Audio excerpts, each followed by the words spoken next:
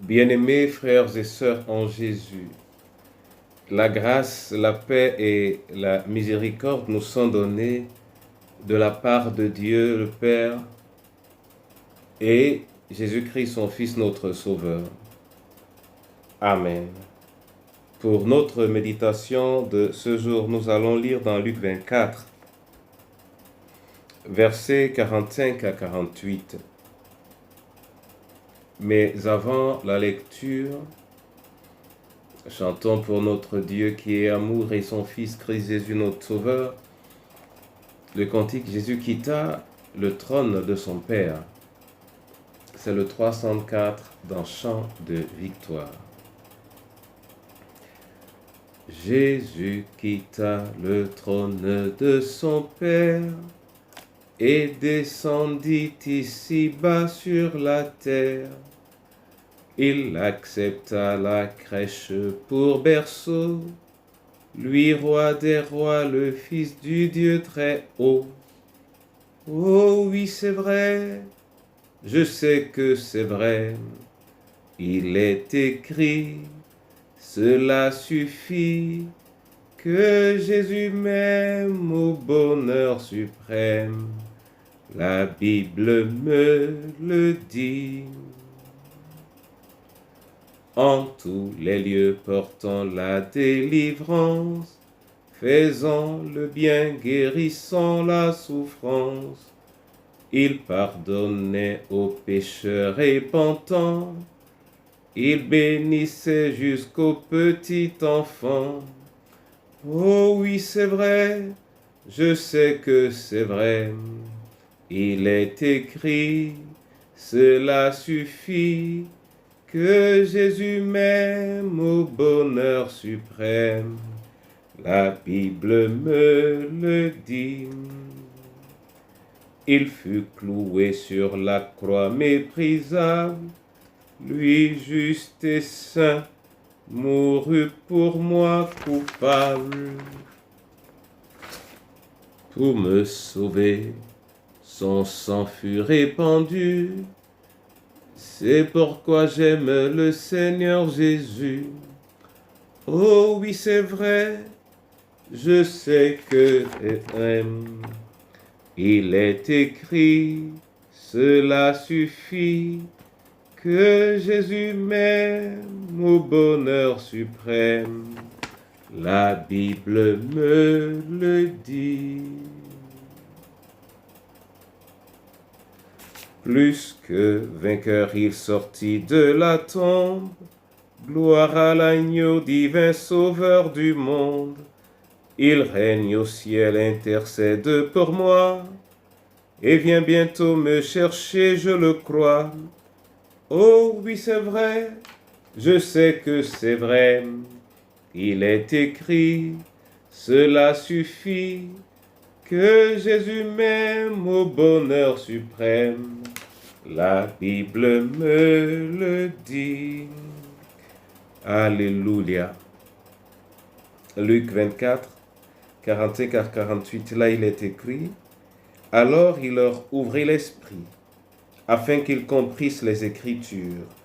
Et il leur dit, ainsi il est écrit, que le Christ souffrirait, et qu'il ressusciterait des morts le troisième jour, et que la repentance et le pardon des péchés seraient prêchés en son nom à toutes les nations, à commencer par Jérusalem.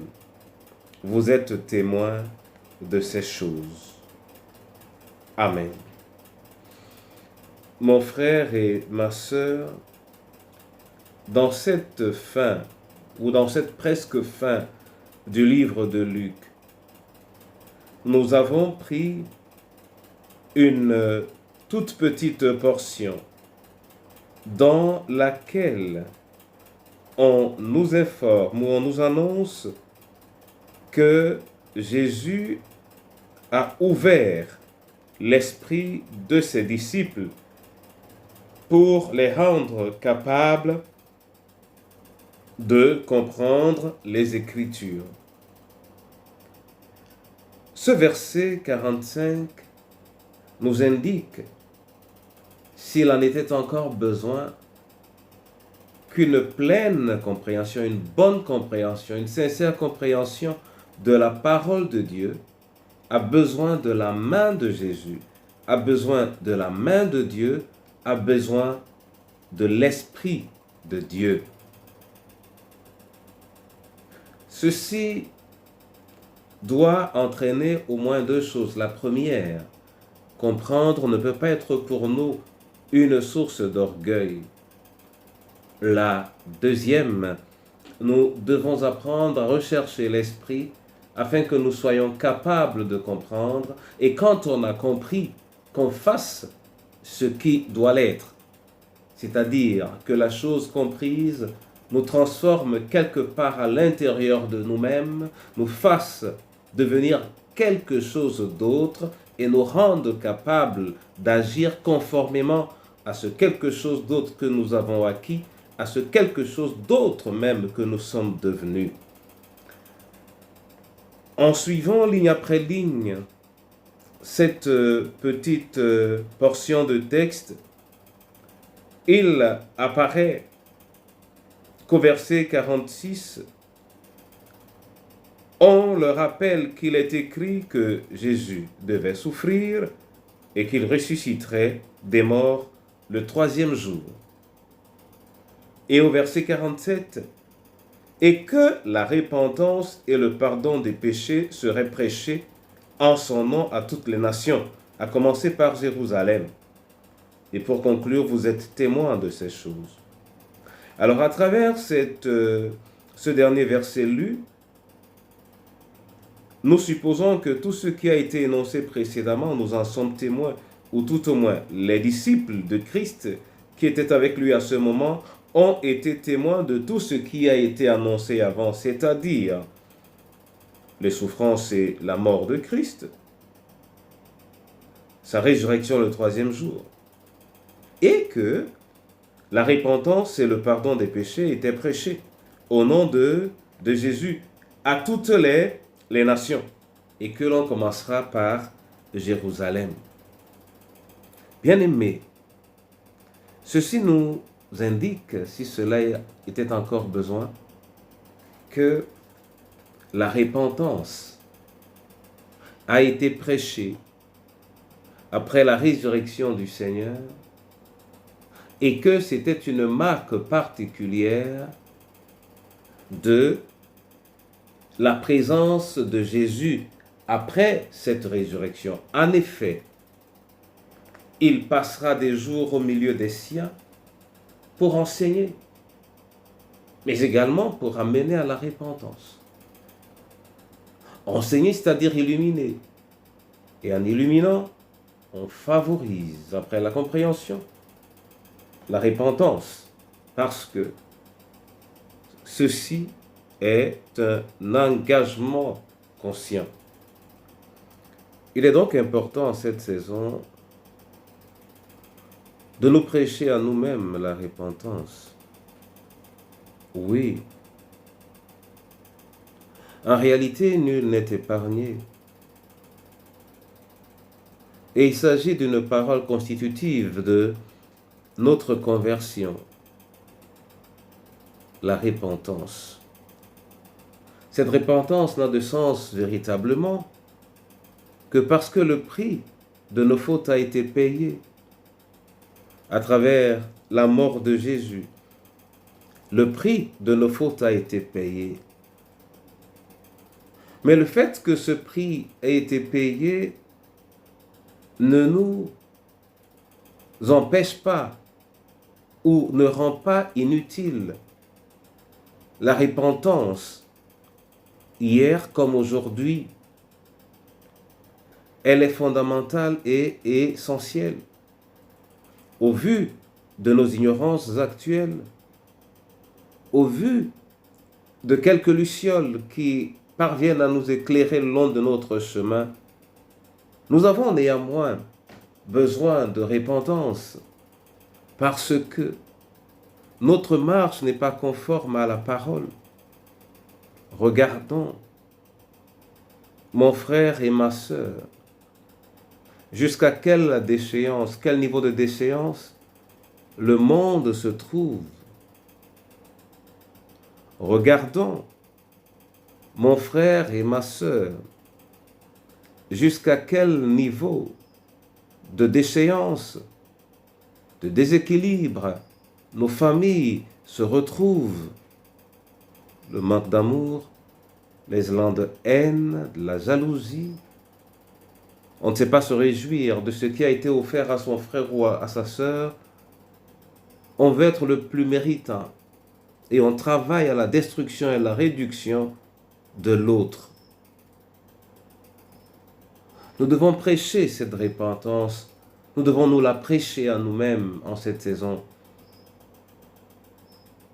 Et quand, à la lumière de la vie de l'Église, nous nous apesantissons, nous nous rendons compte que pour l'Église, oui, pour l'Église, la repentance est incontournable.